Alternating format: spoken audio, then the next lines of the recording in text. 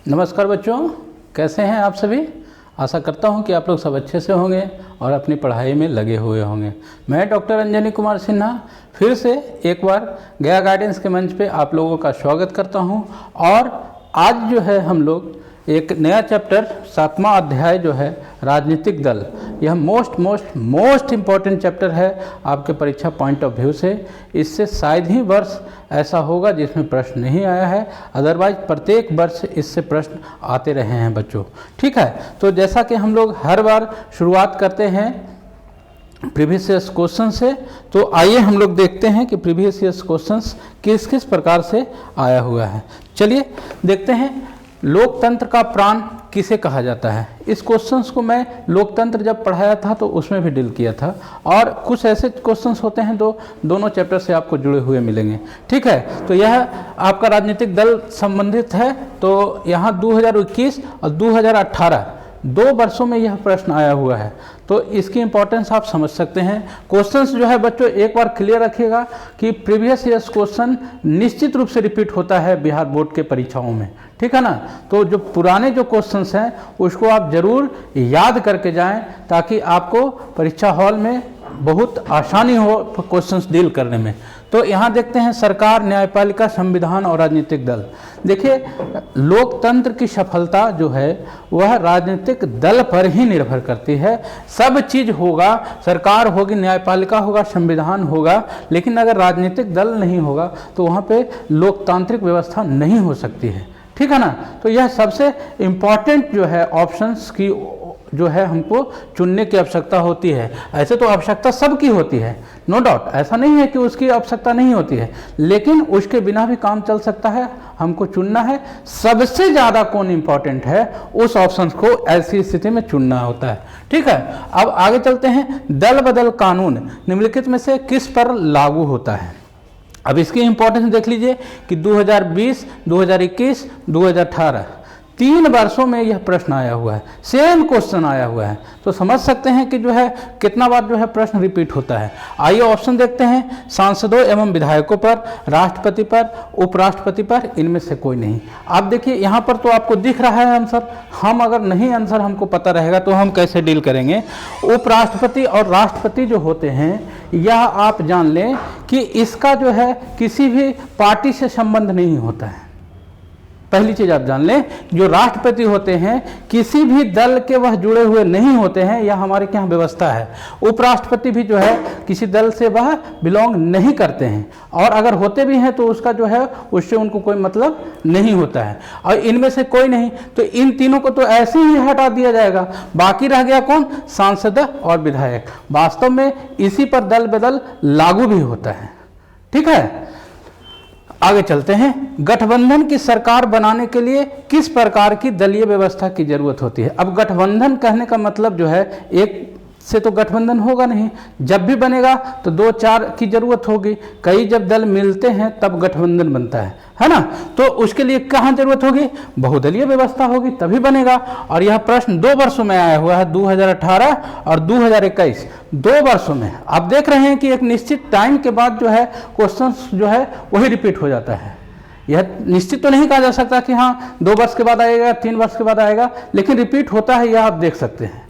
ठीक है, तो यहाँ पर बहुदलीय व्यवस्था इसका राइट आंसर है। एक दलीय व्यवस्था में यह संभव ही नहीं है। जहाँ एक दल होगा तो गठबंधन कैसे करेगा। गठबंधन होने के लिए कम से कम जो है 2, 3, 4 की आवश्यकता होती है, तभी वह गठबंधन बन सकता है। द्विदलीय व्यवस्था में हम लोग जानते हैं कि जहाँ 2 दल जो है वह प्रमुख रूप से कार्य करते हैं, 2 दल जो है वह शासन में बराबर रहते हैं। जैसे हम लोग बात करें आपका ब्रिटेन की या जो है यूएसए की, तो वहाँ 2 दल हैं। दोनों जगह जो है 2 दल, एक कभी कंजर्वेटिव बनता है, कभी लेबर पार्टी बनता है, कभी जो है आपका डेमोक्रेट बनता है, कभी रिपब्लिकन बनता है। इस तरह से जो है वह चलते रहती है व्यवस्था। अगला प्रश्न कहता है कि भारतीय जनता पार्टी के प्रथम अध्यक्ष कौन थे। तो यहाँ पर आपको ध्यान रखना है कि भारतीय जनता पार्टी से संबंधित चीज़ें और जुटानी है। 2021 में यह प्रश्न आया था, तो लाल कृष्ण आडवाणी जो है उसके अध्यक्ष नहीं रहे हैं, मुरली मनोहर जोशी भी उससे नहीं जुड़े हुए रहे हैं, राजनाथ सिंह, ये सारे हैं भाजपा के ही नेता, लेकिन उससे जुड़े हुए अध्यक्ष नहीं रहे हैं। अध्यक्ष जो पहला बने थे वह अटल बिहारी वाजपेयी ही रहे हैं। ठीक है, और यह 1980 में गठित हुआ था जनता पार्टी से जब वो अलग हुआ था। ठीक है, और यहाँ पर अगला प्रश्न देखते हैं कि जनता दल यूनाइटेड पार्टी का गठन कब हुआ था। अब देखिए जनता दल का जो है इतिहास हम लोग पढ़ेंगे अभी। जनता दल पार्टी जब पढ़ेंगे उसमें कैसे कैसे उसमें जो है बिखराव आया, फिर जो है एक हुए, फिर जो है उसमें अलग अलग होते रहे हैं लोग। ठीक है, तो यहाँ पर जनता पार्टी का जो जनता दल यूनाइटेड का गठन जो होता है बच्चों, ये प्रश्न जो है देखिए 2018 और 2020 में 2 वर्षों में यह आया हुआ है। तो हो सकता है 22 में भी यह प्रश्न पूछा जाए, और अभी गवर्नमेंट उसकी है तो इम्पोर्टेंस उसका बनता भी है। ठीक है, तो 1992 नहीं 1999 में जो है यह जनता दल यूनाइटेड गठित होता है, और 1998 में राष्ट्रीय जनता दल बनता है। याद रखिएगा, 1 साल पहले जो है वह राष्ट्रीय जनता दल बनता है, और उसके दूसरे साल जो है वह जदयू का गठन होता है। ठीक है, उसके बाद हम लोग देखते हैं अगला प्रश्न, 17वीं लोकसभा का चुनाव किस वर्ष हुआ था। 17वीं लोकसभा का चुनाव जो है कब हुआ था। अब देखिए ऐसे प्रश्न का आंसर देखने के लिए आप यह जानते हैं कि हमारे के यहाँ जो है चुनाव होता है वह 5 वर्षों पर होता है, लोकसभा का या विधानसभा का। ठीक है, तो देखिए अगर आपको कोई भी एक ईयर याद रहेगा, मान लीजिए कि 9 में इलेक्शन हुआ था, याद रखेंगे, तो 9 के बाद 10 में इलेक्शन हो सकता है, नहीं होगा। तो ये तो ऑप्शन आप हटा सकते हैं। अगर 14 याद रखेगा तो फिर 15 हम हटा देंगे खूब आसानी से, कि 14 में हुआ था तो फिर जो है 15 में कैसे इलेक्शन होगा। 2 ऑप्शन तो आप आराम से आप जो है हटा सकते हैं। कन्फ्यूजन कहाँ होगी, 14 और 19 में भले हो सकता है। तो 14 में आप याद रखिएगा कि 16वां जो है लोकसभा का जो है इलेक्शन हुआ था, और अभी जो है करेंट जो लोकसभा काम कर रही है वह 17वीं लोकसभा कार्य कर रही है। ठीक है, आगे हम लोग देखें कि बहुजन समाज पार्टी के संस्थापक कौन थे।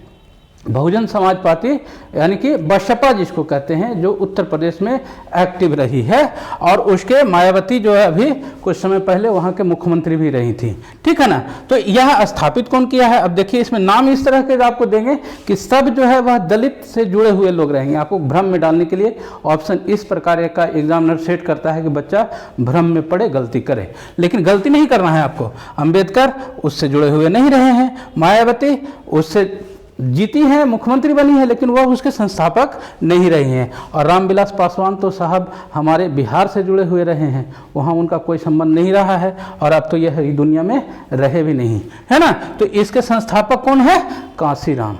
कांसीराम जो है वह बसपा का गठन करते हैं। ठीक है, भारतीय जनता पार्टी की स्थापना कब हुई थी। 2019 का यह प्रश्न है, और यह 1979, 1980, 1981 इनमें से कोई नहीं। तो हम लोग जानते हैं कि 1980 में जनता पार्टी से अलग होकर के यह सरकार, यह दल का जो है गठन किया गया था। ठीक है, आगे देखें कि राजनीतिक दलों की नींव सर्वप्रथम किस देश में पड़ी। माने राजनीतिक दल जो है वह सबसे पहले कहाँ शुरू हुआ। तो संसदीय व्यवस्था की शुरुआत जो है वह ब्रिटेन से होती है। और यह प्रश्न देखिए 16, 18 और 18 2 बार लिखने का मेरा मतलब यह है कि यह मॉर्निंग में भी प्रश्न आया हुआ है और इवनिंग वाले शिफ्ट में भी आया। दोनों शिफ्ट में सेम क्वेश्चन जो है वह रिपीट हुआ है। यहाँ पर जानबूझ के गलती नहीं हुई है कि 2 बार मैं लिख दिया हूँ, यह 2 बार जानबूझ के लिखा गया है ताकि यह आपको पता चल सके कि कई बार ऐसा भी होता है कि मॉर्निंग में भी वह प्रश्न आ जाता है और शाम वाली जो परीक्षा होती है उसमें भी सेम प्रश्न रिपीट हो जाता है। ठीक है, तो यह प्रश्न दोनों शिफ्ट में आया हुआ था और 2016 में भी आया हुआ। तो यह ब्रिटेन में है। भारत में हम लोग जानते हैं कि बहुदलीय व्यवस्था है, फ्रांस में भी हम लोग जान लें कि बहुदलीय व्यवस्था है, और संयुक्त राज्य अमेरिका में द्विदलीय व्यवस्था है। ठीक है, उसके बाद देखते हैं राजनीतिक दलों की मान्यता और उसका चिन्ह किसके द्वारा निर्धारित किया जाता है या प्रदान किया जाता है। तो 2018 का यह प्रश्न है। राष्ट्रपति सचिवालय, प्रधानमंत्री सचिवालय, निर्वाचन आयोग और संसद। तो इसमें राष्ट्रपति सचिवालय और प्रधानमंत्री सचिवालय का कोई रोल नहीं होता है, वह इससे इस तरह के कार्य नहीं करते हैं। संसद भी इसमें जो है कोई उसका रोल नहीं होता है। यह कार्य कौन करता है, तो निर्वाचन आयोग जो है जिसकी व्यवस्था अनुच्छेद 324 के अंतर्गत की गई है वह यह कार्य करता है। ठीक है, उसके बाद हम लोग देखें निम्नलिखित में से कौन सा राष्ट्रीय दल नहीं है। अब देखिए 2018 में यह प्रश्न पूछा गया है और यह जान ले कि अभी जो है 8 ऐसे राष्ट्रीय पार्टियां हैं हमारे के यहाँ। कितने हैं? 8 राष्ट्रीय पार्टियां हैं। अब देखिए, इसको हमको 2018 में यह क्वेश्चन पूछा गया है, तो इसको हम कैसे जज करेंगे? जब तक हमको याद नहीं होगा तब तक आप नहीं कर पाएंगे, तुक्का ही लगा पाएंगे। या दूसरा जो तरीका अगर मैं आपको बताता हूं, उसके जरिए अगर आप जाएंगे तो भी आप हल कर सकते हैं। जब नहीं याद रहेगा तो भी आपको वह आंसर आपको सही तक पहुंचने में काफ़ी मदद करेगा। देखिए, हमको नहीं पता है कि यह जो है राष्ट्रीय पार्टी है या नहीं है, लेकिन हम एक चीज़ जानते हैं कि लोक जनशक्ति पार्टी जो है वह बिहार की जो है राज्य स्तरीय पार्टी है, वह राष्ट्रीय पार्टी नहीं है। कुछ नहीं हमको पता है। और यह रामविलास पासवान की पार्टी रही है, जिसका जो है झोपड़ी जो है वह चुनाव चिन्ह रहा है। बस इतने हमको पता है। इस सब के बारे में हम नहीं जानते हैं कि जो है राष्ट्रीय पार्टी है कि नहीं है। इसको जानते हैं कि राज्य स्तरीय पार्टी नहीं है, राज्य स्तरीय पार्टी है। तो प्रश्न क्या कहता है कि राष्ट्रीय पार्टी। राष्ट्रीय पार्टी कौन नहीं है? तो ये तो हम जानते हैं ना कि राष्ट्रीय पार्टी नहीं है, राज्य स्तर की पार्टी है। तो इसको हम चुन कर लेंगे और चुन लेंगे और यह जो है छाट देंगे, हो जाएगा, आंसर मिल जाएगा मेरा। समझ रहे बात को? इस प्रकार भी जो है आप क्वेश्चन को सही कर सकते हैं, आपका चांसेस जो है वह सही करने का बढ़ जाएगा। ठीक है, आगे चलते हैं। आगे देखिए, यहाँ पर हम लोग थोड़ा सा राजनीतिक दल को समझने का प्रयास करेंगे। एक परिभाषाएं तो बहुत सी हैं, एक परिभाषा मैं यहाँ पर गैटल का ले करके आप लोग को समझाने के लिए आया हूँ कि राजनीतिक दल न्यूनाधिक संगठित उन नागरिकों का समूह होता है, यानी कमी बेशी उन लोगों का समूह होता है जो एक राजनीतिक इकाई के रूप में कार्य करते हैं और जिनका उद्देश्य मतदान बल के प्रयोग द्वारा, यानी वोटिंग के द्वारा जो है वह सरकार पर नियंत्रण करते हैं और उसकी नीतियों को जो है वह कार्यान्वित करते हैं। मोटा मोटी आप एक साधारण सी भाषा में यह समझ लें कि राजनीतिक दल वैसे लोगों के एक समूह होता है जो एक निश्चित आइडियोलॉजी पे कार्य करते हैं और वह सत्ता में आकर करके जनमत के बल पर जो है वह शासन में आकर करके नीतियां निर्धारित करते हैं और उसको जनहित में जो है इम्प्लीमेंट करने का कार्य करते हैं। मोटा मोटी बात यही आती है। अब हम लोग यह जान लें कि राजनीतिक दल जो है वह उसको और किस तरीके से समझा जा सकता है, वह किस प्रकार से कार्य करते हैं। केवल यह कह लेने से बच्चों को क्लियर नहीं होता है। तो आप यह जान ले कि कहा जाता है, एक प्रश्न पूछा जाता है, यह प्रश्न आया हुआ भी है कि लोकतंत्र का प्राण किसे कहा जाता है। अभी जस्ट MCQ में मैं आपको दिखाया था। तो यह राजनीतिक दल ही हैं जिनको क्या कहा जाता है, लोकतंत्र का प्राण कहा जाता है। और लोकतंत्र की एक आधारशिला है, यानी कि बेस है। अब बेस अगर नहीं होगा तो इमारतें ही नहीं होगी, उसके ऊपर कोई स्ट्रक्चर नहीं खड़ा हो सकता है। तो हमारा जो लोकतंत्र है उसके बेस में कौन होता है, जो होता है वह लोकतंत्र होता है। और दल नहीं होगा तो लोकतंत्र नहीं होगा, बिना दल का जो है लोकतंत्र नहीं होता है। एक उदाहरण से इसको आप समझ सकते हैं कि अगर हमारे शरीर में जो फेफड़ा कार्य करता है उसी प्रकार लोकतंत्र में जो है आप राजनीतिक दल को लेकर के चल सकते हैं। ठीक है, उसके बाद एक चीज़ और समझ के आप चलेंगे, भारत की जो दलीय व्यवस्था है वह बहुदलीय व्यवस्था है। यह ध्यान रखेंगे, यह प्रश्न बनता है कि भारत में किस प्रकार की दलीय व्यवस्था है। मैं आपको दिखाया भी था कि एक दलीय, द्विदलीय, बहुदलीय, ठीक है ना। तो भारत में जो है बहुत सारे दल हैं। 8 तो केवल राष्ट्रीय पार्टियां हैं, उसके अलावे जो अनरजिस्टर्ड जिसको मान्यता प्राप्त नहीं है राजनीतिक दल के रूप में वो पंजीकृत हैं, वैसे दल जो है करीब 3000 के आसपास में है। आप अंदाज़ा नहीं लगा सकते हैं कि कितने दल होंगे। और 66 जो है वह राज्य स्तरीय पार्टियां जो है अभी भारत में कार्य कर रही हैं। वह एक इलेक्शन कमीशन का जो है अभी 2021 का एक लेटर है, उसके आलोक में मैं सारी चीज़ें आपको बात कर रहा हूँ। ठीक है, यहाँ देखिए लिखा हुआ भी है कि राष्ट्रीय दलों की संख्या जो है 8 है। आगे हम लोग देखते हैं कि राजनीतिक दल क्या क्या काम करते हैं। क्या राजनीतिक दल कुछ कार्य करते हैं या केवल शासन में आकर करके जो है वह अपनी जो है लाभ कमाने का कार्य करते हैं? तो ऐसा नहीं है। शासन में आने के बाद जो है उनको क्या करना होता है, जनता को शिक्षित करने का कार्य होता है। वह पॉलिटिकली रूप से वह है उसकी इम्पोर्टेंस को वह आम पब्लिक को बताते हैं। जनमत का निर्माण करने में जो है वह अपने सब तरह के कार्य करते हैं। जब तक उनको जनमत प्राप्त नहीं होता है वह किसी भी प्रकार के कोई कार्य करने में सक्षम नहीं हो सकते हैं। इसके अलावे जो है वह हर बार जो है निर्वाचन में भाग लेते हैं। निर्वाचन में भाग लेने के बाद ही जो है वह एक निश्चित टर्म के बाद पुनः फिर गवर्नमेंट में बहाल हो पाते हैं। अदरवाइज हम लोग जानते हैं कि सामान्य केस में एक गवर्नमेंट जो है वह 5 साल के लिए आती है, चाहे वह विधानसभा के स्तर पर कार्य करे या लोकसभा के स्तर पर कार्य करे या और कहीं कार्य करे, है ना। तो यह निर्वाचन में भाग लेना जो है उसका कार्य होता है, और जब वो निर्वाचन में भाग लेती है तो जो निर्वाचन आयोग प्रक्रिया निर्धारित करता है उस प्रक्रिया के आलोक में ही सारी चीज़ें जो है वह संचालित होती है। हम लोग यह जानते हैं कि निर्वाचन कराने की जिम्मेवारी जो होती है वह भारतीय निर्वाचन आयोग की होती है, और वह अनुच्छेद 324 से 329 तक में वर्णित शक्तियों के आलोक में वह सारी व्यवस्थाएं करता है। ठीक है, उसके बाद हम लोग जानते हैं कि निर्वाचन राजनीतिक दल क्या करते हैं, शासन चलाने का कार्य करते हैं। कोई भी गवर्नमेंट जो होती है वह चुनी हुई गवर्नमेंट होती है, वह जनता उसको चुन करके भेजती है सरकार में, है ना। तो सरकार का सबसे बड़ा कार्य जो होता है वह शासन चलाना होता है, सिक्योरिटी देना होता है। देखिए, कोई भी गवर्नमेंट जो स्थापित होती है ना, राज्य का एक बेसिक कॉन्सेप्ट होता है कि अपने शासन चलाए और नागरिकों को सुरक्षा प्रदान की जाए। राज्य का कंसेप्ट जो आया वह इसी के चलते आया था कि नागरिकों को कैसे सुरक्षा दी जाए और उसको कैसे शासन चलाया जाए, है ना। हालांकि अब जो है वह किसी गवर्नमेंट का सिर्फ ये कार्य नहीं रह गया है, पहले यह हुआ करता था। आज जो है गवर्नमेंट का कार्य जो है वह बहुत बृहत हो गया है। वह जीवन के हर क्षेत्र में गवर्नमेंट जो है अब पहुंच गई है। लोक कल्याणकारी उसका जो है शासन का उद्देश्य हो गया है। हर चीज़ में जो है गवर्नमेंट को आप देखेंगे कि गवर्नमेंट जो है मदद करने के लिए आगे आती है, चाहे वह आपका एक विधवा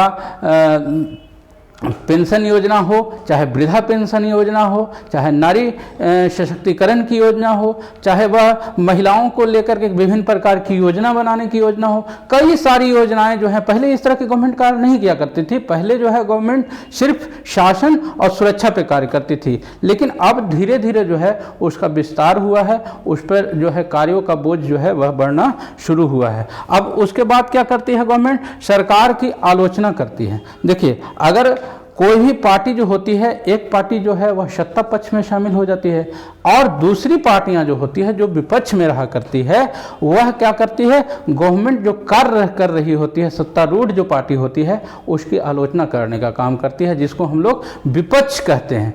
पक्ष और विपक्ष, ठीक है ना।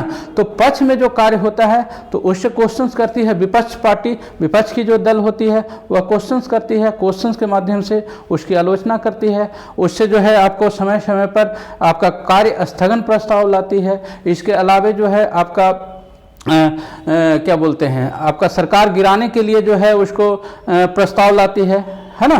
तो कई तरह से जो है कानून बनता है, उसमें भी जो है विपक्ष की राय ली जाती है, उसमें उसकी वोटिंग होती है।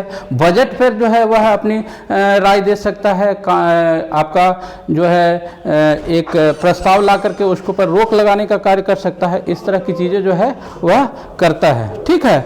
उसके अलावे जो हम लोग देखते हैं कि अनुशासन कायम करना भी जो है वह राजनीतिक दल जो है वह कार्य करता है। साथ ही विद्रोह वगैरह अगर कहीं होता है तो वह राजनीतिक दल जो है उसको दबाने का कार्य करते हैं, है ना। तो ये कुछ जो है इम्पोर्टेंट कार्य जो हैं वह राजनीतिक पार्टियों के द्वारा किया जाता है, ठीक है। उसके अलावे जो है हम लोग देखते हैं कि राजनीतिक दल में लोकतंत्र में प्रतिस्पर्धा की स्थिति होती है। कैसे जो है एक पार्टी जो होती है, आप देखते होंगे व्यवहार में भी कि एक पार्टी चाहे वह चुनाव हो या न हो, आम समय भी दूसरी पार्टियों को छोटा दिखाने का कार्य करती है, उसकी खिंचाई करने का कार्य करती है। उससे अगर कोई गलती हो जाए तो उसको लेकर करके कई तरह के जो है तूल पकड़ने लगता है मामला, है ना। हम लोग आए दिन इस तरह की चीज़ें जो है समाचार माध्यमों से या मीडिया चैनल के माध्यम से देखते हैं और सुनने समझने का मौका हम लोग को मिलता है। अब हम लोग देखते क्या है कि ये जो चीज़ें होती है, क्या उससे आम लोगों को लाभ भी होता है या जो है केवल नुकसान ही होता है। देखिए, दोनों चीज़ होते हैं। अगर जहाँ पर प्रतिस्पर्धा है, कंपटीशन की भावना है कि हम अच्छा करें, हम ज़्यादा अच्छा हैं, भाजपा कहे कि हम अच्छा है, कांग्रेस कहे कि हम अच्छा है, तो उसमें जो है निश्चित रूप से जो है आम पब्लिक को लाभ होता है। क्योंकि हम लोग आए दिन ऐसा देखते रहते हैं कि पहले जो व्यवस्था होती थी, एक बंधा हुआ जब मार्केट होता था तो जो फिक्स प्राइस होता था, कंपनियां अधिक नहीं होती थी और चीज़ों को एक निर्धारित रेट पर जो फिक्स कर दिया जाता था उस पर कंज्यूमर खरीदने के लिए बाध्य होता था, उसके पास ऑप्शन नहीं होता था 10 जगह जाने का। तो उसी स्थिति में क्या होता है कि पब्लिक जो है, जो ग्राहक जो है वो लेने के लिए सामान बाध्य होता है। लेकिन अभी क्या है, हम लोग देखते हैं कि हम लोगों के पास इतने ऑप्शन उपलब्ध होते हैं कि हम एक दुकान न जाकर के 4 दुकान से जो है उसको पहले तोल मोल करते हैं कि कौन अच्छा दे रहा है, किसके सामान अच्छे हैं, कौन किफ़ायत दे रहा है। उसके अलावा हम लोग फिर जो है, अब तो ये ट्रेंड आ चुका है कि ऑनलाइन भी उसको सर्च करते हैं कि क्या ऑनलाइन में वह चीज़ें सस्ती हो रही है, अच्छी चीज़ मिल रही है ना। तो मतलब कहने का मतलब क्या है कि कंपटीशन बढ़ा है तो उससे कंज्यूमर को लाभ होता है। उसी प्रकार राजनीतिक दलों में भी जब कंपटीशन प्रतिस्पर्धा होती है तो निश्चित रूप से जो है वह ज़्यादा सुविधा देने की बात करता है एक पार्टी, दूसरी पार्टी उससे ज़्यादा बढ़ करके सुविधा देने की बात करती है। तो कहीं ना कहीं जो है वह जनता के लिए जो है लाभदायक चीज़ें होती हैं। लेकिन हम लोग यह भी जानते हैं कि कई बार ऐसा चीज़ें होती हैं कि उसके बाद देखिए कि जो है वह घोषणा तो कर देते हैं कि हाँ हम जो है ये करेंगे वो करेंगे, लेकिन वह कार्य पूरा नहीं होता है ना। मतलब जो है जनता जो है ठगी हुई सी महसूस करती है। तो अब इसको लेकर करके जो है कई सारे चीज़ें होनी चाहिए, जो कमेंट किया जाए उसको पूरा होना चाहिए, लेकिन उसके लिए हमारे के यहाँ कोई इस तरह का कानून नहीं है, राइट टू रिकॉल की व्यवस्था नहीं है कि आप जो पब्लिक में कह करके आए हैं, जो घोषणा करके आए हैं, जो आपके घोषणा पत्र में शामिल है, उसको अगर फुलफिल नहीं करते हैं तो फिर गवर्नमेंट में आपको रहने का कोई अधिकार नहीं है। इस तरह की व्यवस्था हमारे के यहाँ नहीं है। एक बार जब कोई गवर्नमेंट अपने शासन में आ जाती है तो 5 साल तक फिर उसको कोई कुछ नहीं कर पाता है। हाँ, उस पर लगाम कौन लगाता है? लगाम लगाता है दबाव समूह, और जो विपक्ष की पार्टी होती है, राजनीतिक दल होते हैं, उसी पर अंकुश वही जो है सत्तारूढ़ दल जो होता है उस पर अंकुश लगाने का कार्य करते हैं। ठीक है, उसके बाद जो है हम लोग देखें, थोड़ा सा ये सब चीज़ें हम लोग चर्चा कर लिए हैं। आगे देखते हैं कि राजनीतिक दल के समक्ष क्या कुछ समस्याएं हैं या केवल जो है उसके पास अच्छी अच्छी चीज़ें ही हैं। तो ऐसा नहीं है। देखिए, राजनीतिक दल को लेकर के भी बहुत सारी समस्याएं हैं। पहली चीज़ तो हम लोग यह भी जस्ट चर्चा कर रहे थे कि वह सत्ता पाने के लिए कई तरह के प्रलोभन जो है अपने चुनाव प्रचार के दरमियान या जो अपना वह मेमोरेंडम जारी करते हैं चुनाव के समय, उस पर भी जो है वह बहुत सारी चीज़ जो है वह जनता से प्रॉमिस कर लेते हैं कि हम ये करेंगे वे करेंगे। मैं किसी पार्टी का नाम यहाँ पर नहीं लूँगा, लेकिन इस तरह की चीज़ें आप जो है देखते होंगे, है ना। और फिर जब वो सत्ता में आती है तो फिर जनता बेचारी उसके पीछे पीछे चलती है कि साहब आप ये कहे थे, सदन में आप ये कहे थे, चुनाव प्रचार में ये कहे थे, उसको सर आप पूरा कर दीजिए। फिर वो भुला जाती है 5 साल की हम क्या कहे भी थे। फिर जब अगला 5 साल आएगा तब फिर वह आपके पास आएगी, पैर हाथ पड़ेगी, है ना। तो ये चीज़ें हम लोग देखते हैं कि उसकी कथनी और करनी में जो है वह अंतर होता है। वह कहती कुछ है और करती कुछ और है ना। मैं ये नहीं कर रहा हूँ कि सारे की ये स्थिति, बहुत लोग कहते हैं तो उस पर करते भी हैं, देर सवेर उस पर एक्शन भी लेते हैं, लेकिन वह 100% जो है वह कार्य करने में सक्षम नहीं हो पाते हैं। दूसरी चीज़ हम लोग क्या देखते हैं कि भाई भतीजावाद या वंशवाद की चीज़ें जो है राजनीतिक दल में बहुत देखी जाती है। अमूमन यह देखा जाता है कि जो दल आपका बहुत ऊंचा बढ़ चुका है, उसके परिवार के लोग जो है वह राजनीतिक पार्टी में खूब इजीली जो है विधायक और एमपी के पद आसानी से पा जाते हैं, है ना। लेकिन एक आम नागरिक जो होता है उसको वहाँ तक पहुँचने में बहुत पापड़ बेलने पड़ते हैं, है ना। तो वंशवाद और परिवारवाद का जो है हम लोग देखते हैं कि वहाँ पर रहता है। उसके अलावा हम लोग क्या देखते हैं कि चुनाव में इतने पैसों का, इसने काले धन का जो है वह दुरुपयोग होता है कि लोग जब गाड़ी पुलिस पकड़ती है कि किसका पैसा है तो लोग गश्ते नहीं हैं बचने के लिए कि ना हमारी गाड़ी है, गाड़ी में जो है पैसा किसका निकला हम नहीं जानते हैं, जबकि उसमें करोड़ों अरबों लाखों रुपया जो है पाया जाता है। एक आम नागरिक उतना पैसा जीवन भर नहीं कमाता है और कोई पार्टी का जो गाड़ी होती है वह छोड़ करके भाग जाते हैं और नहीं गश्ते हैं कि हमारी चीज़ें रही है। तो काले धन का जो प्रयोग होता है वह दल बल छल की जो है हर तरह से जो है वह सत्ता में पाने के लिए वह हर चीज़ करते हैं जो एक पार्टी, एक आम नागरिक नहीं कर सकता है। अगर मैं एक चीज़ मैं हमेशा यह कभी कभी सोचता हूँ कि अगर एक राजनीतिक दल से कुछ सीखने की ज़रूरत है तो वही सीखने की ज़रूरत है कि अगर आपको अपने लक्ष्य पाना है, अगर हमको जीतना है, हर चीज़ वो प्राप्त करनी है, तो वो हर काम करें। रात दिन मैं यह देखता हूँ, एक अभी जस्ट इलेक्शन हुआ है पंचायती राज का, आप देखे होंगे अपने एरिया में या हो सकता है आपके घर में भी उम्मीदवार रहे होंगे, तो आप क्या देखते हैं कि वह दम जब तक इलेक्शन ना हो जाए वह अपनी सारी पॉलिसी, सारे धन, सारे जो जितना छल कपट हो सकता है, जितने विवेक उनके पास है, वो सब लगा देते हैं जीतने के लिए। तो क्या हम अपने लक्ष्य को पाने के लिए अगर सब चीज़ लगा दें जितना हमारे पास है, तो क्या हम उस लक्ष्य को प्राप्त नहीं कर सकते हैं? अगर प्राप्त करें ना करें, कम से कम यह तो मन में नहीं रहेगा कि हम यह काम नहीं किए इसलिए हमको नहीं मिला ये चीज़। तो ये चीज़ मैं समझता हूँ कि सीखने की ज़रूरत है इन पार्टियों से, कि जो कुछ भी आप बनना चाहें जीवन में उसके लिए सारा चीज़ लगा दें, तन मन धन जितना चीज़ है आपके पास सब लगा दें, इंशाअल्लाह वो चीज़ें आपको ज़रूर मिल जाएगी। तो यहाँ पर एक चीज़ और, मैं आगे थोड़ा सा यहाँ पर कुछ आपको मैं मोटिवेट करने चल गया था। उसके बाद सिद्धांत विहीन और अवसरवादी जो ये दल होते हैं, इनमें यह देखते हैं कि कई बार कोई बिना सिद्धांत की ही जो है चीज़ें चलती रहती है।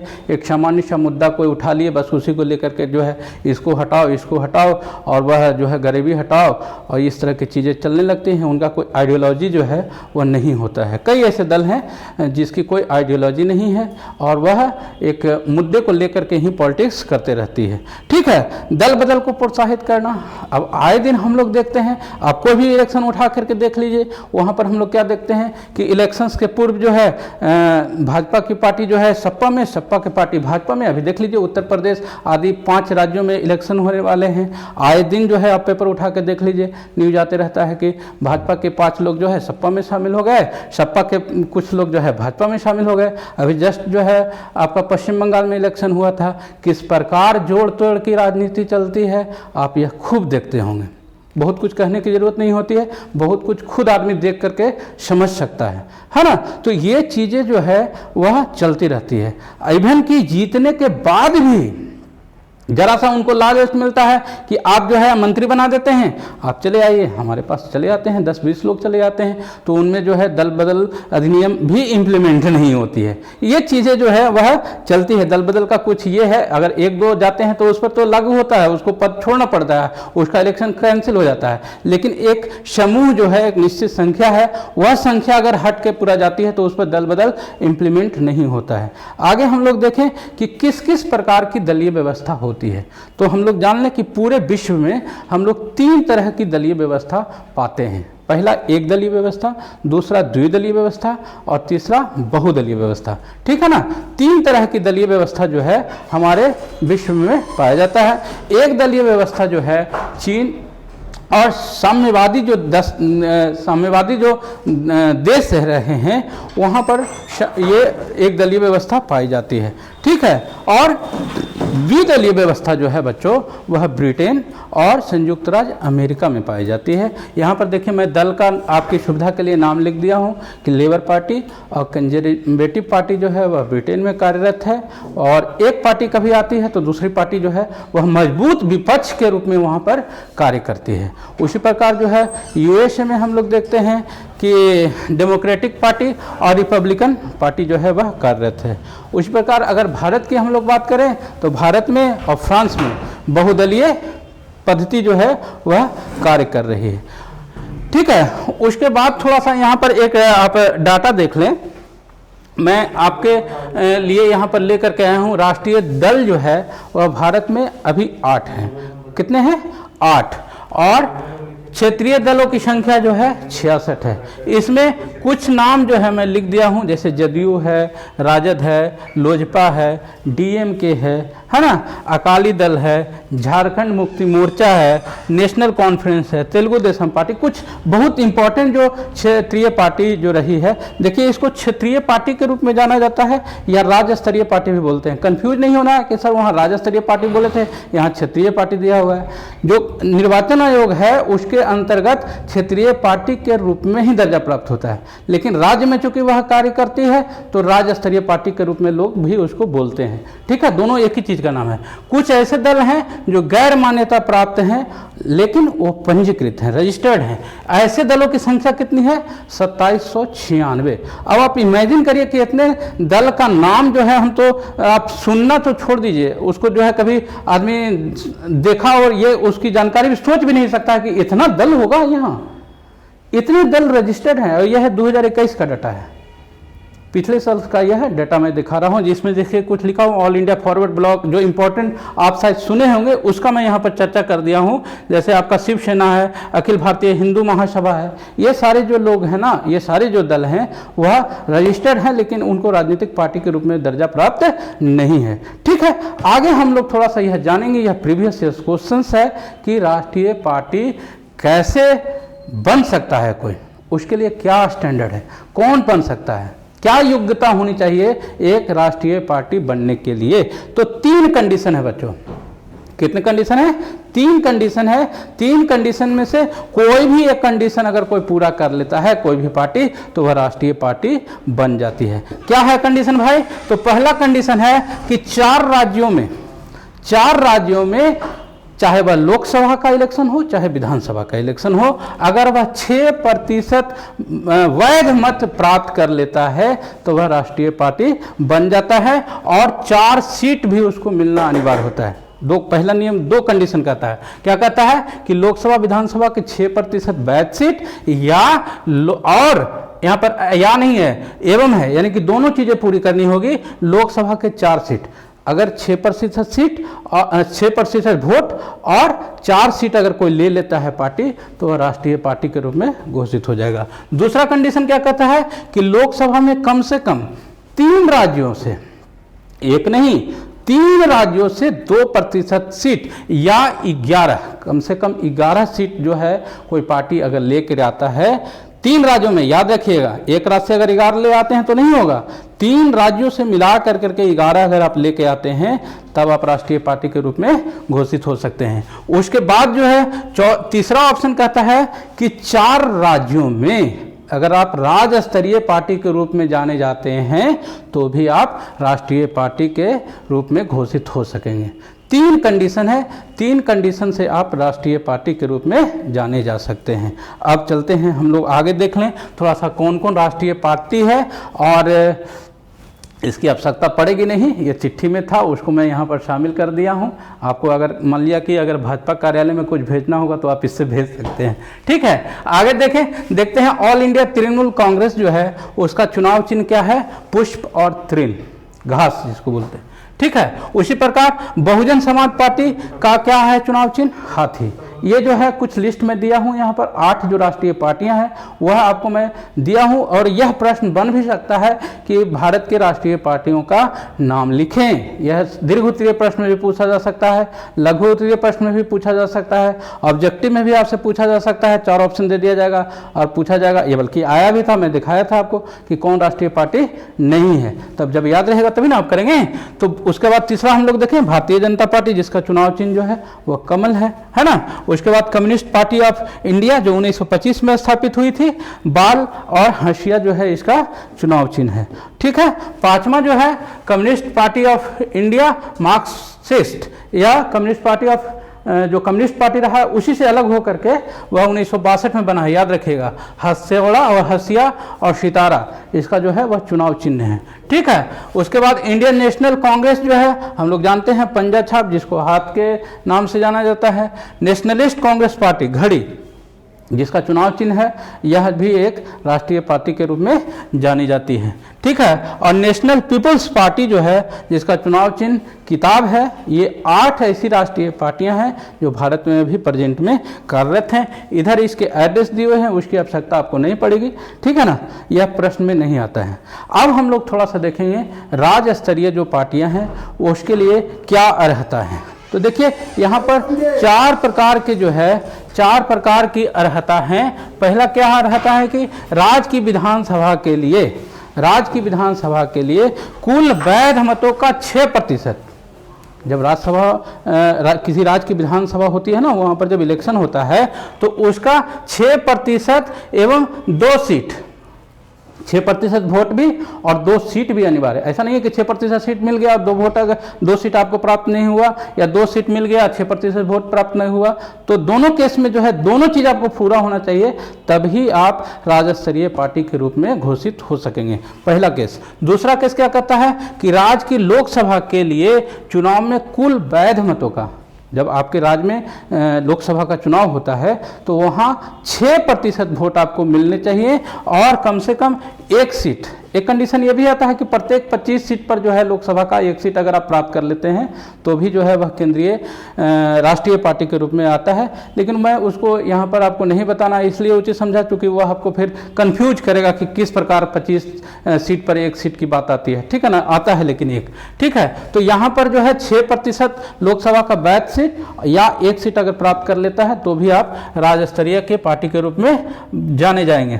तीसरा कहता है कि राज्य की विधानसभा के कुल स्थानों का 3%, राज्य की विधानसभा का जो कुल सीट है उसका 3% या 3 सीट, दोनों में से कोई जो ज्यादा हो, अगर 3% ज्यादा है तो वो, या 3 सीट ज्यादा है तो वो अगर आप प्राप्त कर लेते हैं तो भी आप राज्य स्तरीय पार्टी के रूप में जाने जा सकते हैं। उसके बाद एक 2011 में यह चीजें लाई गई है कि लोकसभा के लिए हुए आम चुनाव में अथवा विधानसभा में किसी में भी जो वैध मत है, टोटल वोट नहीं, जो उसमें से वैलिड वोट रहे हैं, उसका अगर 8% आप प्राप्त कर लेते हैं तो भी आप राज्य स्तरीय पार्टी के रूप में जाने जाएंगे, ठीक है। तो ये कुछ 4 कंडीशन जो हैं वह आपके राज्य स्तरीय के लिए था और 3 कंडीशन जो है वह राष्ट्रीय पार्टी बनने के लिए था, वो मैं आपको बताया। और यह आप ध्यान रखिएगा कि यह प्रीवियस क्वेश्चन है, पूर्व की परीक्षा में पूछा गया है कि राष्ट्रीय स्तर के पार्टी बनने के लिए क्या मापदंड है, राज्य स्तरीय पार्टी बनने के लिए क्या मापदंड है। ये बहुत इंपॉर्टेंट है, आप इसको ध्यान रखेंगे, ठीक है। आगे हम लोग चलते हैं, थोड़ा सा इसकी विशेषताओं के बारे में जानते हैं कि भारत की जो दलीय पद्धति है वह किस प्रकार की है। तो हम लोग यहाँ जानते हैं कि बहुदलीय पद्धति है। बहुदलीय पद्धति का मतलब एक नहीं बहुत सारे दल होंगे, और जैसा कि एग्जाम्पल में देखें हम लोग कि 2796 हमारे यहाँ जो है वह पंजीकृत है, लेकिन वह राजनीतिक पार्टी के रूप में उसको दर्जा प्राप्त नहीं है। 66 जो है हम लोग राज्य स्तरीय पार्टी की चर्चा किए और 8 जो है वह राष्ट्रीय पार्टी की चर्चा की है। एक चीज और देखें, ध्यान रखिएगा कि एक बार अगर आप राष्ट्रीय पार्टी बन गए तो ऐसा कोई जरूरी नहीं है कि हमेशा के लिए आप राष्ट्रीय पार्टी बनी रहेंगे, है ना, ऐसा कोई जरूरी नहीं है। जब तक उस कोरम को आप पूरा करते रहेंगे तभी तक आप राष्ट्रीय पार्टी रहेंगे। जैसे ही वह आपको खत्म होगा तो आप फिर से जो है राज्य स्तरीय पार्टी के रूप में या उससे भी नीचे आप जा सकते हैं। जैसे हम आपको यहाँ पर एक उदाहरण दे दें कि राष्ट्रीय जनता दल जो है वह एक समय राष्ट्रीय पार्टी के रूप में जानी जाती थी, लेकिन 2010 में उसको फिर से उसको वहाँ से रिमूव कर दिया गया, ठीक है। आगे उसकी चर्चा हम करेंगे जब राष्ट्रीय जनता दल को पढ़ेंगे, ठीक है। एक राजनीतिक दल की हमेशा यहाँ पर प्रधानता रही है। देखिए बहुदलीय व्यवस्था तो हमारे यहाँ रही है शुरू से, नो डाउट, इसमें कहीं कोई शक नहीं रहा है। जब संविधान सभा हमारा काम कर रहा था उस समय भी हम लोग कांग्रेस की जो है महत्ता को देखे थे, लेकिन उसके साथ साथ अन्य दलों को भी हम लोग समझे हैं। कई सारे दल उस समय भी हुआ करते थे, ऐसा नहीं है कि सिर्फ कांग्रेस ही हुआ करती थी, लेकिन एक जो है पार्टी की हमेशा जो है यहाँ पर डोमिनेशन रहा है शुरू से। पहले हम लोग देखते रहे थे कि कांग्रेस का डोमिनेशन कंटिन्यूअस चला आ रहा था। 77 में जो है पहली गैर कांग्रेस पार्टी की पहली गैर कांग्रेस सरकार बनती है ना। उसके बाद फिर जो है कांग्रेस वापस आती है पुनर्जोर के साथ और कंटिन्यूअस वह कार्य करते रहती है। 89-90 में जो है फिर से एक बार कुछ समय के लिए जो है परिवर्तन होता है, फिर जो है गठबंधन सरकार की जो है चीज़ें चलती है और फिर पुनर्वापसी होती है आपका कांग्रेस का, है ना। फिर जो है 14 से हम लोग अभी देख रहे हैं कि जो है भाजपा कंटिन्यूअस 2 टर्म से केंद्र में कार्य कर रही है। और क्षेत्रीय दलों की जो है यहाँ पर अस्तित्व है, कई सारे क्षेत्रीय पार्टियां हैं और क्षेत्रीय पार्टियां जो होती है वह एक गठबंधन बना करके कार्य करने का कार्य करती है। वह अपने राज्य में जो है वह सरकार बनाने का कार्य करती है। देखिए भारतीय जो स्थिति रही है ना, वह यह कहीं जरूरी नहीं होता है कि जो केंद्र में सरकार हो वही राज्यों में सरकार हो, या केंद्र में जो पार्टी जीत गई है तो राज्य में भी जीत जाएगी, ऐसी कोई बाध्यता नहीं है। क्योंकि केंद्रीय पॉलिटिक्स और राज्य की पॉलिटिक्स में बहुत यहाँ पर जो है वो अंतर होता है। क्षेत्रीय राजनीति में जो है वहाँ के क्षेत्रीय दल जो है ज़्यादा अपना वर्चस्व दिखाने में सक्षम हो पाती हैं। आए दिन इन लोग का हम लोग उदाहरण देखते हैं। अभी जस्ट हम लोग वेस्ट बंगाल में देखे थे, ऐसा लग रहा था कि ममता बनर्जी जो है शायद हार जाएंगी। बहुत सारी जो उसके दल के जो लोग थे, बहुत बाहुबली जो कहे जाते थे, वे आपके दूसरी पार्टी में, विपक्ष की पार्टी में शामिल हो गए। लेकिन रिजल्ट जो है हम लोग क्या देखे कि फिर जो है सेम गवर्नमेंट का जो है वहाँ पर पब्लिक जो है चयन करी। तो यह कोई ज़रूरी नहीं होता है कि जो केंद्र में पार्टी चल रही है, समर्थवान है, तो वह हर जगह जो है वह अपनी सरकार बनाने में सक्षम हो जाएगी। क्षेत्रीय राजनीति और केंद्रीय राजनीति में जो है बहुत यहाँ पर अंतर देखने को मिलता है। सांप्रदायिक दलों का भी अस्तित्व है। कितने सारे दल ऐसे हैं जो एक धर्म को लेकर करके बने हुए हैं और उनका अस्तित्व बना हुआ है अभी भी, है ना। हम लोग यह चीज़ें देखते हैं, दल बदल की प्रवृत्ति हमारे यहाँ पाई जाती है, ये चीज़ भी हम लोग देखे हैं। अब थोड़ा सा हम लोग जो है कुछ ऐसी पार्टियां जो हैं जो इम्पोर्टेंट हैं, जहाँ से प्रश्न आते रहते हैं, उसके बारे में बात कर लेते हैं। सबसे पहले हम लोग बात करेंगे राष्ट्रीय कांग्रेस की। भारतीय राष्ट्रीय कांग्रेस जो हमारी स्वतंत्रता आंदोलन से लेकर करके हमेशा जो है साथ रही है, उसकी बात करेंगे। इसकी स्थापना जो है 1885 में A.O. ह्यूम के द्वारा जो है वह होता है। और यह स्वतंत्रता आंदोलन में भी बढ़ चढ़ कर करके, बल्कि बढ़ चढ़ करके नहीं, एक कह लीजिए कि एक इनका बहुत बड़ा योगदान रहा है। बहुत सारे ऐसे नेता इस पार्टी से रहे हैं जो अपने प्राणों की बलि भी जो है वह दे दिए हैं हमारे स्वतंत्रता में, है ना। तो 1967 तक देखिए, जब आज़ादी हम लोग को मिली तो नो डाउट कहीं कोई कंपटीशन था नहीं। कांग्रेस पार्टी जो है वह सरकार बनती है कांग्रेस की, और 67 तक तो इसको किसी प्रकार की कोई दिक्कत होती भी नहीं है, जब तक जो है आपके जवाहरलाल नेहरू रहते हैं, या उसके बाद जब आपके शास्त्री जी आते हैं तो भी कोई दिक्कत नहीं होती है। लेकिन फिर शास्त्री जी की डेथ के बाद भी जब इंदिरा गांधी आती हैं तो वहाँ से फिर थोड़ा जो है रस्साकसी जो है वह शुरू हो जाता है ना। और उसके बाद इंदिरा गांधी भी जो है बहुत हद तक संभालती हैं, नो डाउट अच्छी एक प्रधानमंत्री के रूप में उनको जाना जाता है, या आयरन लेडी के रूप में हम लोग उनको जानते हैं। उनके जो है डिसीजन बहुत तेज और बहुत अडिग महिला रही हैं, अपने डिसीजन से वो बदला नहीं करती थी, है ना। एक अच्छी उनकी छवि रही है भारतीय पॉलिटिक्स में। कुछ चीज़ों को अगर हम लोग दरकिनार कर दें तो वह पूरे चीज़ को समेट करके जो है भारत में कांग्रेस को अस्तित्व बनाने में, पुनर्वापसी करने में उनका बहुत योगदान रहा है। लेकिन बहुत सी ऐसी चीज़ें हुई कि जिसके कारण कुछ कांग्रेस को जो है नुकसान उठाना पड़ा, और गैर कांग्रेसवाद का एक कॉन्सेप्ट जो लोहिया के द्वारा लाया गया था, पूरे दल मिल करके कांग्रेस को हटाने की जो बात करने लगे। और अंततोगत्वा 77 में वह समय भी आया जब पहली बार गैर कांग्रेसी सरकार मोरारजी देसाई के समय में जनता पार्टी के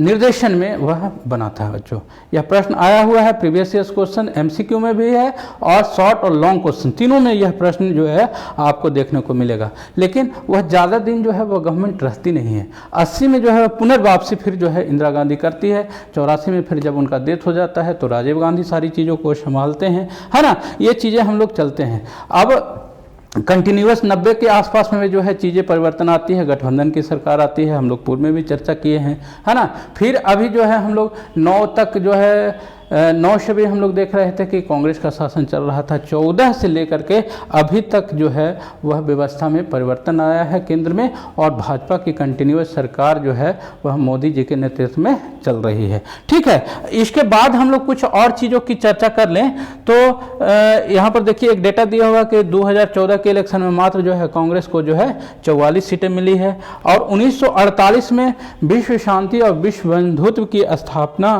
का इसका जो है ये आइडियोलॉजी रहा है। ऐसे तो ये कहा जाता है कि कांग्रेस की कोई आइडियोलॉजी जो है उस प्रकार से कार्य नहीं करती है जिस प्रकार भाजपा या सीपीआई इन लोगों की रही है आइडियोलॉजी, है ना।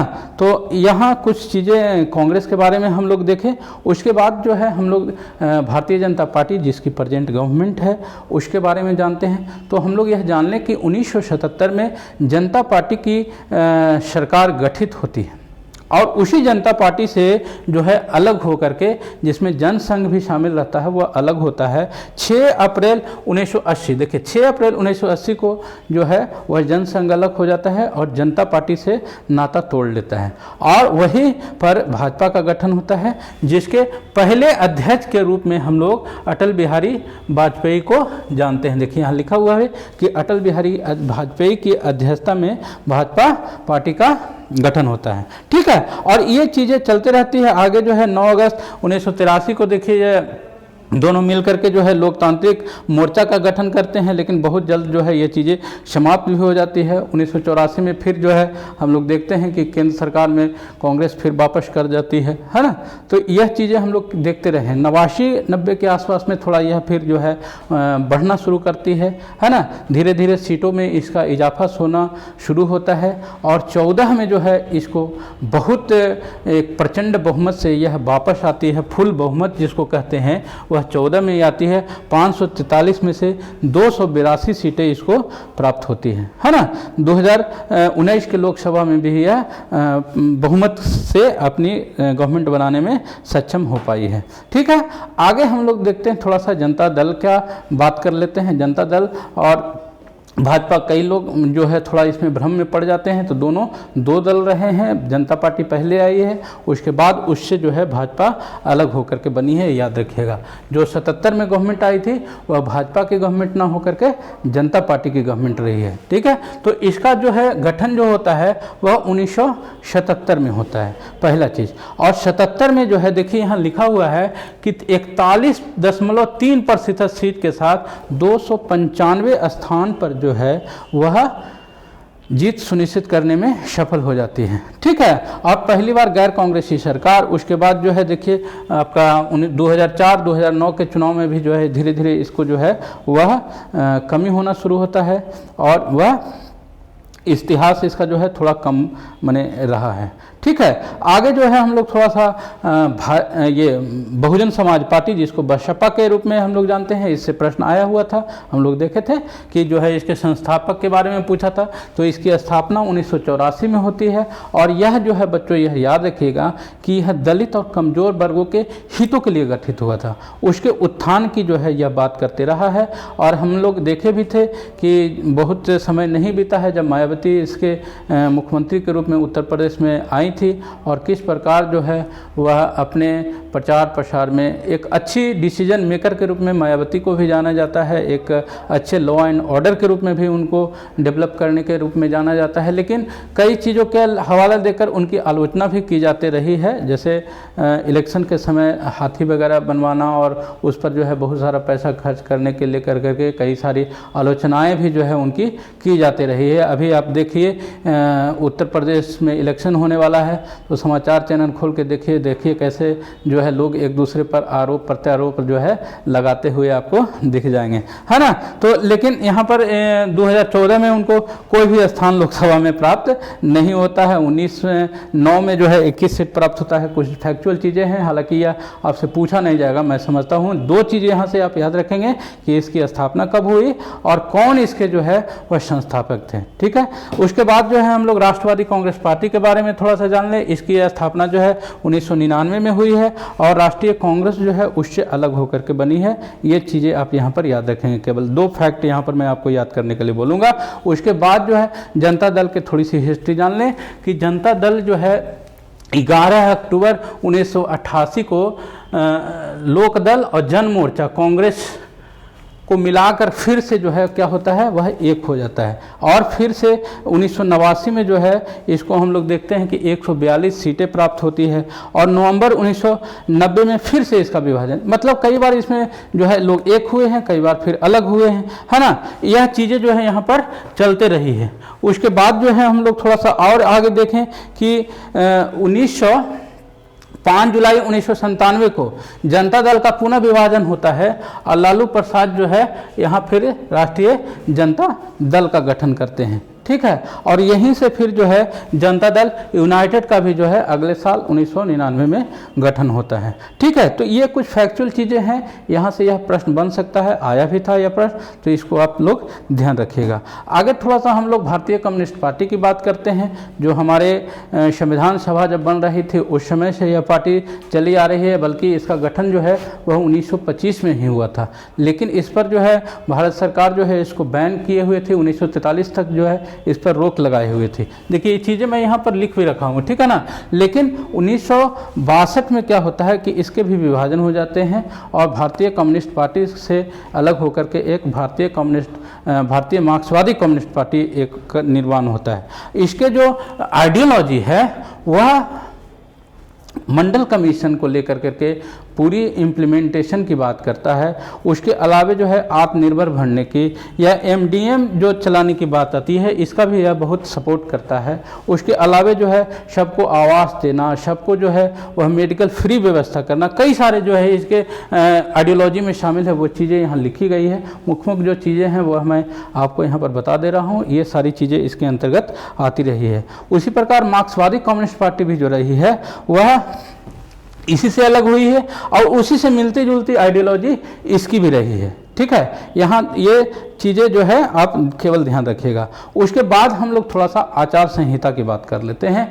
आचार संहिता जो है वह राजनीतिक दल पे किस प्रकार कार्य करती है और आचार संहिता का क्या इंपॉर्टेंस है, तो हम लोग थोड़ा उसको समझ लें।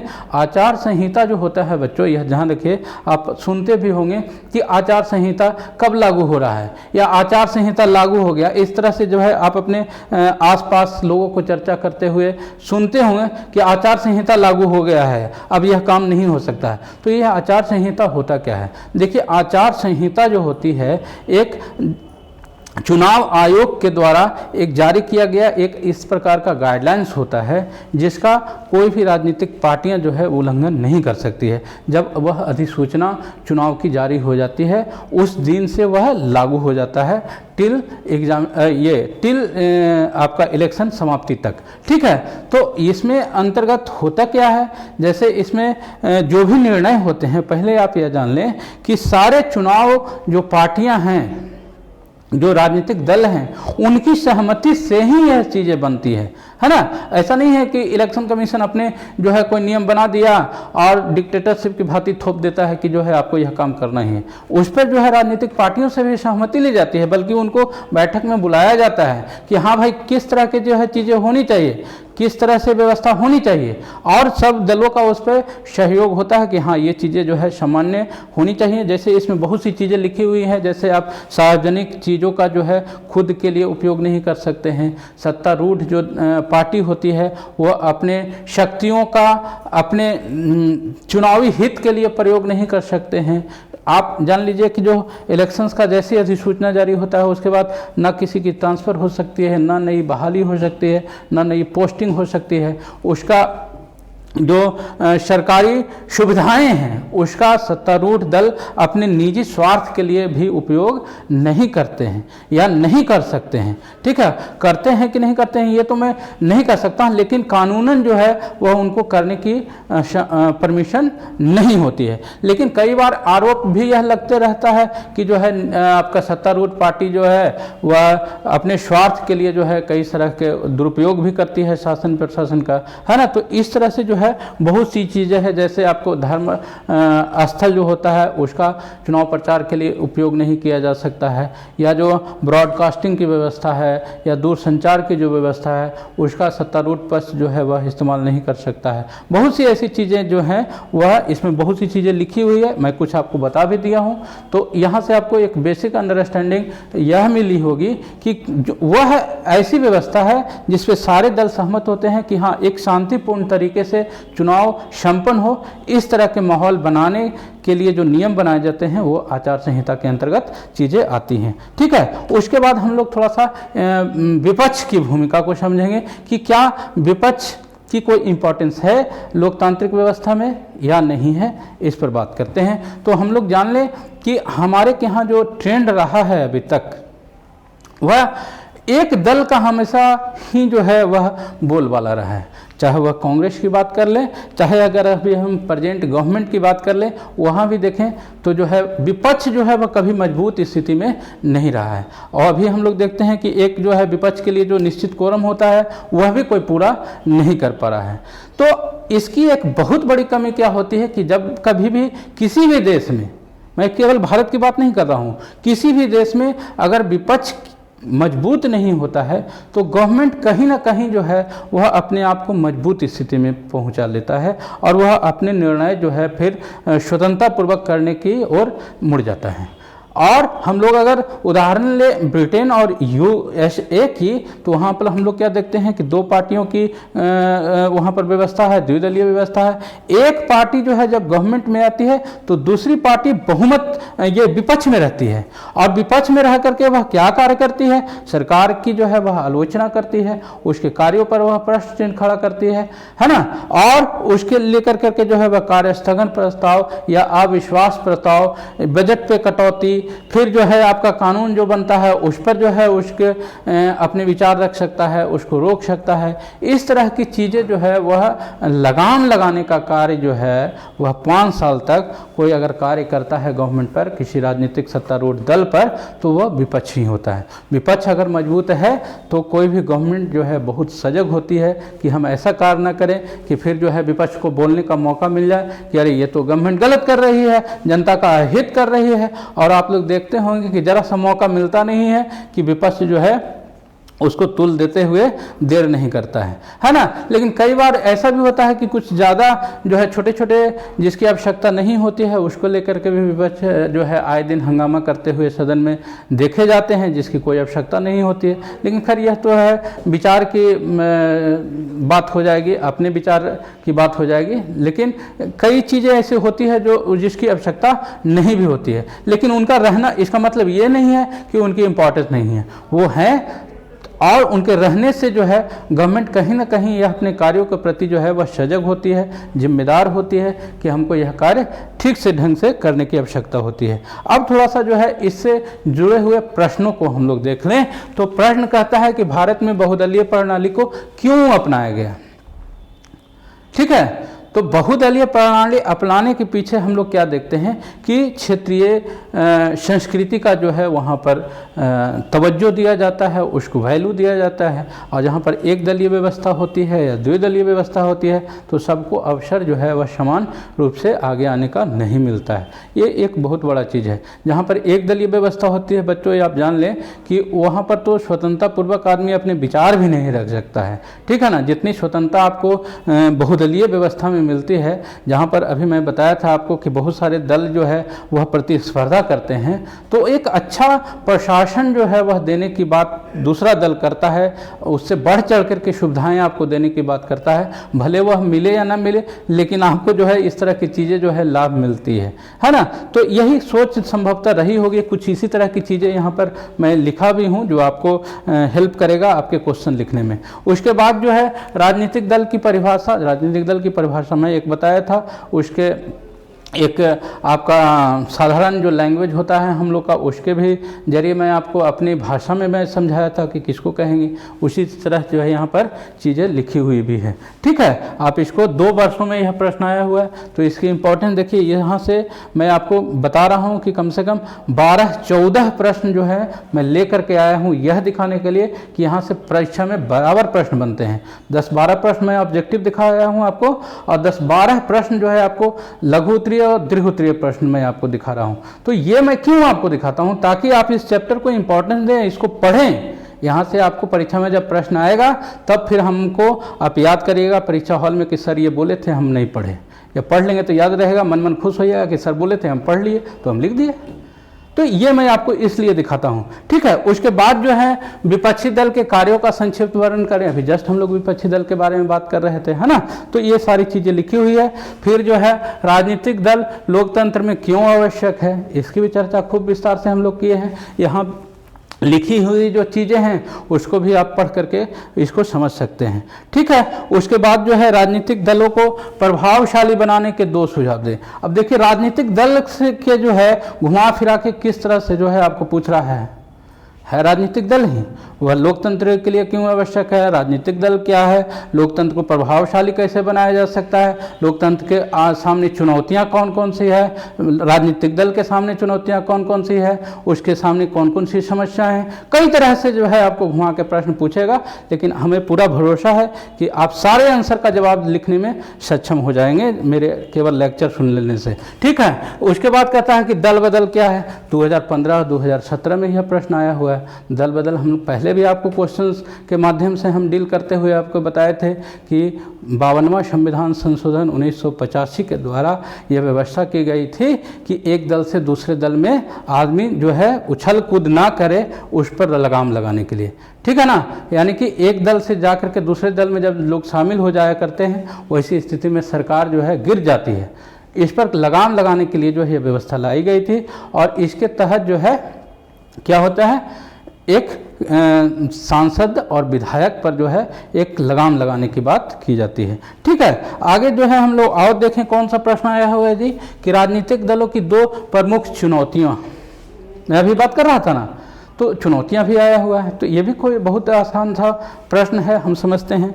उसके बाद जो है देखिए, अभी तक शॉर्ट क्वेश्चंस की बात मैं कर रहा था, 7 शॉर्ट क्वेश्चन जो है यहाँ पर मैं आपको लेकर के आया हूँ। हो सकता है मुझसे कलेक्शन करने में 1-2 चूक भी हो सकता है ना, क्योंकि आंख है, हो सकता है छूट गया हो। लेकिन यहाँ मैं आपको क्यों यह सारी चीज़ें बता रहा हूँ, क्योंकि इसकी इंपॉर्टेंस है, इसको आप ध्यान रख करके चलेंगे। उसके बाद देखिए दीर्घ उत्तरीय प्रश्न में भी जो है आया है, राजनीतिक दलों के प्रमुख कार्य बताएं। 2019, 2017, 2016 में 3-3 वर्षों में जो है यह कंटिन्यूअस 1-2 साल छोड़ करके यह प्रश्न आ रहा है। हो सकता है यह प्रश्न अगले जो परीक्षा होने वाली है उसमें भी शामिल हो जाए। यहाँ सारी चीज़ें जो है वह लिखी गई है। मैं बताया भी हूँ आपको, जनता को शिक्षित करना, जनमत का निर्माण करना, निर्वाचन में भाग लेना, जनता और सरकार के बीच में कड़ी का काम करना, विरोधी दल के रूप में कार्य करना, ये सारे कार्य जो है वह एक राजनीतिक दल के होते हैं, है ना। उसके बाद फिर जो है राजनीतिक दलों को लोकतंत्र का प्राण क्यों कहा जाता है, यह आपके MCQs में भी पूछा गया है कि लोकतंत्र का प्राण किसे कहा जाता है ना। यहाँ पर देखिए जो है वह दीर्घ उत्तरीय प्रश्न भी आपसे पूछा गया है। तो प्रश्न यहाँ पर कई प्रकार से आपको पूछे जाएंगे और किसी भी प्रकार के प्रश्न पूछे जाएंगे। इतना जो आपको बताया गया है उतना ही आप केवल ध्यान से सुन लेंगे, समझ लेंगे, आप लिख लेंगे चीज़ों को, ठीक है। उसके बाद देखिए राष्ट्रीय एवं राज्य स्तरीय राजनीतिक दलों की मान्यता कौन प्रदान करता है और इसके मापदंड क्या हैं। मैं बता रहा था आपको कि राष्ट्रीय पार्टी बनने के लिए कौन कौन से मापदंड हैं, राज्य स्तरीय पार्टी बनने के कौन कौन से मापदंड हैं। उस समय में बताया था आपको कि प्रीवियस ईयर क्वेश्चन है, इससे प्रश्न आते हैं, उसको आप समझ लेंगे ठीक से, ठीक है। आगे देखें, चौथा प्रश्न क्या कहता है कि राजनीतिक दल किस प्रकार राष्ट्रीय विकास में योगदान करते हैं। अब भाई जो है पार्टी ही जो गवर्नमेंट में आती है तो डेवलपमेंट की जिम्मेवारी तो उसी की बन जाती है ना। मुख्य रूप से तो हम लोग यह इतना तो समझ ही रहे हैं कि कोई भी गवर्नमेंट में जो है शामिल कौन होता है, कोई पार्टी की शामिल होती है, उसी के जो है दिशा निर्देश, उसी की पॉलिसी सब जगह इम्प्लीमेंट होती है। तो पार्टी तो निश्चित रूप से जो है वह सहभागी होगी किसी भी देश के डेवलपमेंट में। तो सारी चीज़ें यहाँ पर लिखी गई है, मैं बताया हुई आपको बहुत अच्छे ढंग से, आप खुद जो है इतना खुद भी पढ़ लीजिएगा। राजनीतिक दल जो है किस तरह सत्ता में साझेदारी करता है, सत्ता में किस प्रकार साझेदारी करता है, उसकी चर्चा भी यहाँ पर की गई है। कई पॉइंट में भी मैं यहाँ पर आपको दिखाया हूँ, है ना। तो ये सारी चीज़ें जो है आप खुद पढ़ लीजिएगा। कुछ जो है गृह कार्य के रूप में मैं हमेशा आपको देता रहता हूँ, इससे अलावे भी कुछ प्रश्न बन सकते हैं। जैसे भारतीय दल पद्धति की किन्हीं 4 विशेषताओं का वर्णन करें, यह प्रश्न नहीं आया है अभी तक, हो सकता है आपको परीक्षा में इस तरह से भी प्रश्न पूछा जाए, ठीक है। और आचार संहिता पर प्रश्न नहीं बना है। आचार संहिता इम्पॉर्टेंट हम समझते हैं कि यहाँ पर पॉइंट है इस चैप्टर का, तो यहाँ आप चीज़ थोड़ा सा इस पर ध्यान दीजिएगा, है ना। उसके बाद विपक्ष दल की भूमिका पर विवेचन करने के लिए आ सकता है, यह भी प्रश्न नहीं बना है, जो इम्पोर्टेंट है ना, विपक्ष का इम्पोर्टेंस है। उसके बाद राष्ट्रीय दल के नाम लिखने के लिए मैं यह जानबूझ के आपको दिया हूँ, यह प्रश्न बने ना बने यह चीज़ें आपको याद रखनी चाहिए। याद रहेगा तो आपको क्वेश्चंस लिखने में जो है ना यह आपको मदद करेगा। आप राष्ट्रीय दल ना लिखें, केवल राजनीतिक दल की चर्चा करते करते उसमें 2-4 राष्ट्रीय पार्टी के भी नाम लिखेंगे कि हाँ ये राष्ट्रीय पार्टियां हैं, तो जो क्वेश्चंस ये आपकी कॉपी जो चेक करते हैं टीचर, उनको लगेगा कि बच्चे को जानकारी है, वो आपको अच्छे मार्क्स देंगे, ठीक है ना। तो ये आप ध्यान रखिएगा थोड़ा। भारतीय जनता पार्टी के किन्हीं 4 कार्यक्रमों का उल्लेख करें।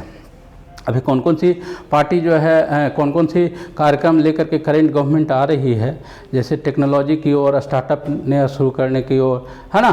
तो ये गवर्नमेंट का कई सारे प्रोग्राम हैं, तो उसको लेकर के आप कुछ चीज़ें अपना कलेक्शन खुद करिएगा, तो वह आपको हो सकता है वह परीक्षा में पूछा जाए। तो यही थी आज की क्लास। आई होप कि ये सारी चीज़ें आपको अच्छी लगी होगी, आपके लिए फ्रूटफुल रही होगी। अगर किसी भी प्रकार की कोई परेशानी होती है तो आप हम लोग को कमेंट बॉक्स के माध्यम से, कोई सवाल आपके मन में उठता है तो पूछ सकते हैं। हम लोग उसका बहुत जल्दी जो है उस पर रिप्लाई करते हैं। और सोशल साइंस का जो क्यूज चल रहा है बच्चों, उसमें आप अनिवार्य रूप से भाग लें। मुझे बहुत खुशी होती है कि ना सिर्फ गया बल्कि दूसरे ज़िलों के भी बच्चे जब भाग लेते हैं तो लगता है कि शायद यह कुछ न कुछ जो है उन बच्चों के लिए बहुत सहायक हो रहा है जो इसमें पार्टिसिपेट कर रहे हैं। लेकिन अभी भी इसकी बहुत संख्या कम है। हम समझते हैं कि अभी तक 100 बच्चे भी जो है इसमें भाग नहीं ले पा रहे हैं। तो यह आप अपने मित्रों तक पहुंचाएं, ज़्यादा से ज़्यादा उसको मोटिवेट करें कि इस तरह के क्यूज में भाग लो। जितना प्रैक्टिस आप करेंगे परीक्षा हॉल में खूब आराम से आप लिख करके आएंगे, इसमें कहीं कोई संदेह नहीं है। क्योंकि प्रैक्टिस जो है वह इंसान को परफेक्ट बनाता है और वही आपको बन के परीक्षा में जाना है। तो ठीक है, मिलते हैं फिर अगले क्लास में, तब तक के लिए बाय।